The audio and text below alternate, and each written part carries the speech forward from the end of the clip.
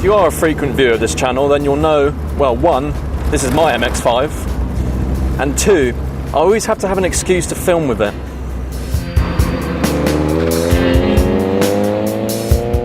But today there's a very good reason for that. First of all, let's see what made this car so great.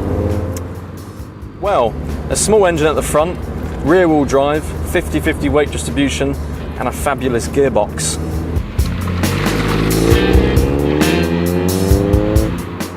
Just so simple, but so well done.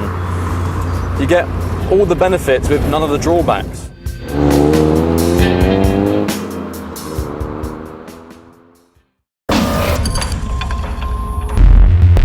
So the new model has a lot to live up to then. First of all, let's talk about the looks. It's certainly more aggressive than the original. Instead of being a cute kitten, it's now an angry cat. It's still got a 50-50 weight distribution, and even though it weighs 100 kilograms less than the previous model, it's got all the modern tech. But does it feel as good to drive?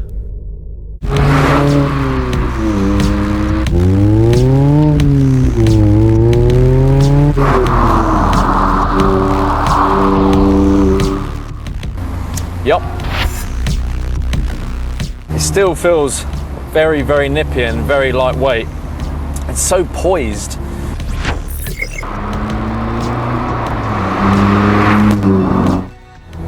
Now, of course, this is where this car shines, around the country roads, and the handling is equally as good as the original, if not better, I'd say.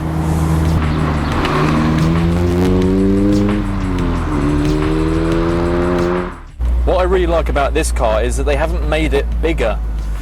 This actually is, well, a lot smaller than the Mark III, which, to be honest, was a boat.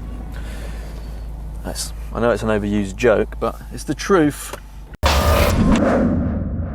They haven't made it overly powerful either, which is actually really good news. An MX5 shouldn't be a car that tries to kill you, or you have to replace the tyres every 5 minutes due to excessive wheel spin.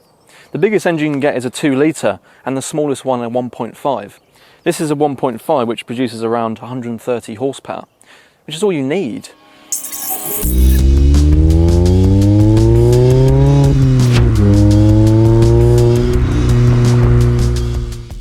And what amazes me the most is it actually feels like a normal car in here. You know, you've got sat-nav, a Bluetooth system, air conditioning, that sort of thing. And, you know, they've got all this whilst, you know, weighing the same as an original one. So how have they done that? They've done this by cleverly drilling holes in the glass, which sits in the bodywork.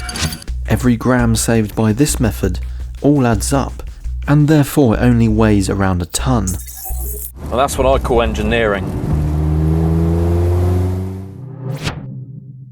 Now, if you are familiar with MX5s, of course they have a soft top, and the older models actually are quite easy to get up and down. What's it like on the new model? Well,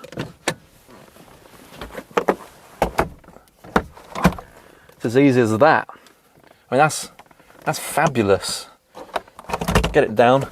You do have to break your shoulder to get it back in there. That's the only thing, but I mean, I'd probably just leave it like that, to be honest.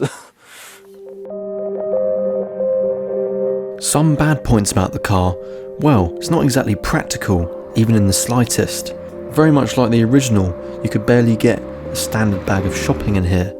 And unfortunately, the boot in this isn't good either. Other things I'm not so sure on, surprisingly, is the gearbox.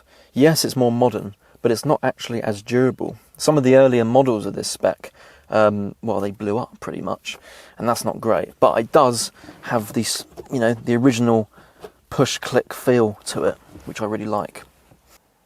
Even though the interior is actually really lovely, there's, well, quite a few things that I don't like. I mean, there's no glove box, for example, so you can't put anything in there.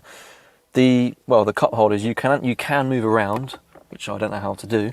You can put them there, you can put them there, which is quite cool, but there's very minimal room in here. The only storage space they have is that thing, and that's not really good enough, is it?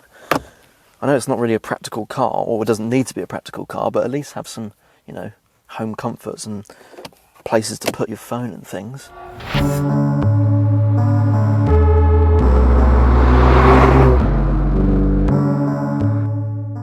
So, other than a few things, this car is a mountain of joy.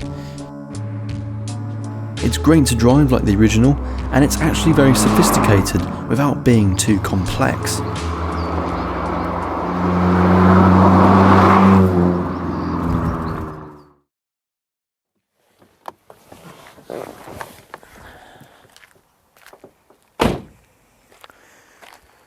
Thanks very much for watching. If you want to see more car-related content like reviews, podcasts and specials, then make sure you subscribe to us on the Car Culture YouTube channel. And we'll see you next time.